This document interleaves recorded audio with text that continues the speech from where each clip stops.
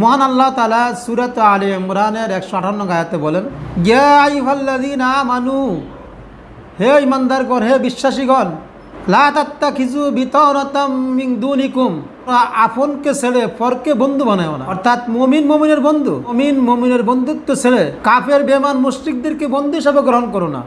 কেননা লা ইয়ালুনাকুম খাবালা, তারা তোমাদের ধ্বংস, তারা তোমাদের ক্ষতি করতে ত্রুটি করবে না, তোমাদের অনিষ্ট করতে তারা ত্রুটি করবে না, সুযোগ পাইলেই তোমাদেরকে তারা পাকড়া করবে।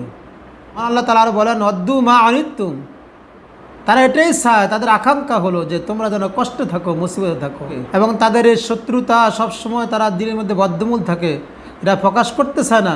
কিন্তু আল্লাহ তাআলা বলেন যে এটা কখনো কখনো কদ বাদাতিল বাগদাউ, তাদের এই বিদ্বেষটা কখনো কখনো প্রকাশ পেয়ে যায় মিন আফওয়াহিম, তাদের জবানে। অর্থাৎ তারা এটাকে কোনো অবস্থাতেই গোপন করে রাখতে পারে না, এত বিদ্বেষ তাদের মুসলমানদের প্রতি। ফামা তুকফি সুদুরুহুম, আর যে বিদ্বেষ তোমাদের প্রতি, যে শত্রুতা আমি তোমাদের প্রতি তাদের প্রকাশ পাচ্ছে, আল্লাহ তাআলা বলেন এর চেয়ে তাদের অন্তরের মধ্যে আরও জঘন্যতম অবস্থা তোমাদের প্রতি।